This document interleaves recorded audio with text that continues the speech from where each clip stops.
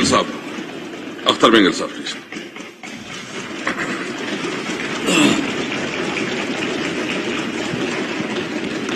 شکریہ جناب اسپیکر صاحب. بسم اللہ الرحمن الرحیم. میرا تو خیال تھا کہ کل اگر بحث اس پر چلے گی تو کل اس پر میں بات کروں گا، لیکن آپ نے کہا کہ آج بولنا ہے تو سنانا ہے تو آج ہی سنانے پڑے گی مجھے. سب سے پہلے جناب اسپیکر، سانحہ مری میں جو واقعہ ہوا جس میں کئی قیمتیں جانیں ضائع ہوئی، اس پر میں اپنی طرف سے، اپنی پارٹی کی طرف سے افسوس کا اظہار کروں گا. ظاہر ایک قدرتی آفت ہے، اس پہ کسی کا بس نہیں چلتا، لیکن حکومتیں بھی، جس ملک میں حکومتیں ہوتی ہیں ان کی بھی کچھ ذمہ داریاں بنتی ہیں، اور نہ یہ پہلی آفت ہے اور یہ بھی میں نہیں کہہ سکتا کہ یہ آخری آفت ہوگی. قدرت کی آفتوں کا کنٹرول یا جو ہے دار و مدار ہمارے اپنے اعمالوں پر ہوتا ہے، اور بالخصوص حکمرانوں کے اعمالوں پر ہوتا ہے. میرے خیال میں آفتیں جہاں کہیں پہ بھی آتی ہیں وہ اس خطے یا اس قوم کے امتحانات یا ان کے اس اعمالوں کو کا نتیجہ ہوتے ہیں جو ہمیں بھگتنے پڑتے ہیں. اس میں کوئی شک نہیں کہ اس آفت میں جو کچھ جانیں ضائع ہوئی ہیں ان کے لاحقین کے ساتھ ہم صرف اظہار ہمدردی کر سکتے ہیں اور افسوس کا اظہار بھی کر سکتے ہیں. لیکن کیا یہ صرف قدرت پر اس بوجھ ڈالا جائے یا حکومت کی بھی کچھ ذمہ داریاں بنتی ہیں؟ کیا اس میں ہیومن ایررز کی ہم مد نظر نہیں رکھنا چاہیے؟ کیا حکمرانوں کی کمزوریاں یا اس کی وہ حکمت عملی کا بھی جائزہ ہمیں لینا چاہیے نہیں لینا چاہیے؟ کیونکہ حادثات جو نااہلی ہیں وہ جو ہمیشہ حادثات کو جنم دیتی ہیں. اس سے پہلے بھی کئی واقعات ہو چکے ہیں جناب اسپیکر، واقعات ہو چکے ہیں، قدرتی حادثات بھی ہو چکے ہیں، حکومتی حادثات بھی ہو گئے ہیں، حکومتی واقعات بھی ہو چکے ہیں، لیکن ان کے پیچھے پھر کمیٹیاں بنائی گئی ہیں، کمیشن بنائے گئے ہیں، لیکن آج دن تک ان کمیشن اور ان کمیٹیوں کا نتیجہ کوئی نہیں نکلا.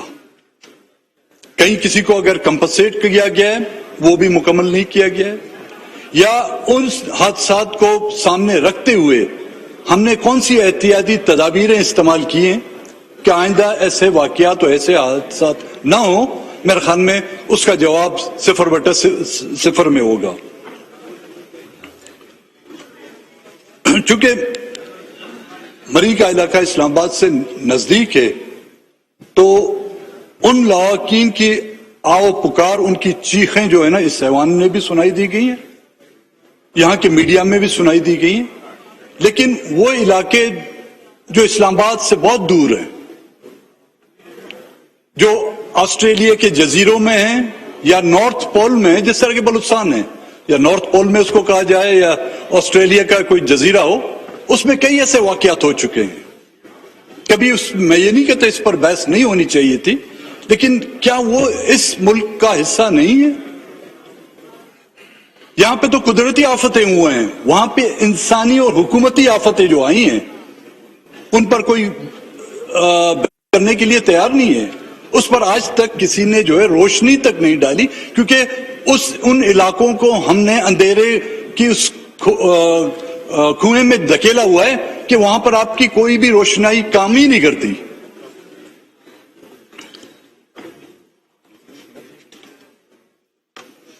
ایک ہی قبر سے 250 کے قریب جو ہے لاشیں برآمد ہوتی ہیں اجتماعی قبروں کی، اس کا کوئی ذکر نہیں ہوتا. کیونکہ اگر اس کا ذکر ہوتا ہے تو یہ بات جو ہے کہیں دور تک جا کے پہنچتی ہے، اور جب اس دور تک پہنچتی ہے تو ہم میں سے کوئی، ہم سب کے جو ہیں وہاں پر جو ہے جل جاتے ہیں. उन वाकयात के पीछे उन अनासिर का और उन कुव्वतों का हाथ है जो एक एक कब्र में, इज्तमाई कब्र में जो है सैकड़ों की तादाद में लाशें गिराते हैं। सीटीडी के जो वाकयात हैं, कोयटे से आपका डिप्टी स्पीकर साहब ताल्लुक है, रोजाना कोई एक महीना नहीं गुजरता कि सीटीडी की कार्रवाई में 19 लोग हलाक किए जाते हैं और दूसरे दिन शेष सुर्खी लगती है कि जी दहशतगर्दों का जो एक अहम गिरोह जो है मारा गया। 19 आदमी उस तरफ मारे जाते हैं, लेकिन इस तरफ एक गाड़ी का कांच तक नहीं टूटता। तो ये कैसे दहशतगर्द हैं जिनके हाथ में पत्थर तक नहीं है? ये कैसे दहशतगर्द हैं जिनके जब बरामदात होते हैं तो कहते हैं इतना बारूद बरामद किया गया है, लेकिन उन दहशतगर्दों की इतनी कैपेबिलिटी नहीं है कि वो बारूद का जो है एक हिस्सा भी फोड़ सकें।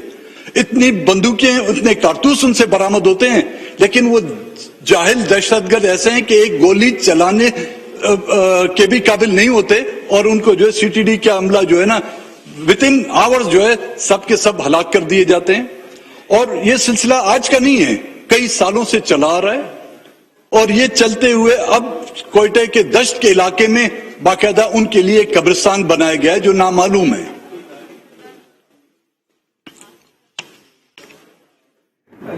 मरीज आने पर अफसोस है, कुदरती आफात से लड़ा नहीं जा सकता, लेकिन उस पर फौरी इकदाम जरूर किए जा सकते थे। ह्यूमन एरर जिनसे अमवात ज्यादा हुई उनका तयन करना भी जरूरी है, ऐसा कहना अख्तर मेंगल का, जो कि कौमी असेंबली के इजलास में इजहार ख्याल कर रहे हैं।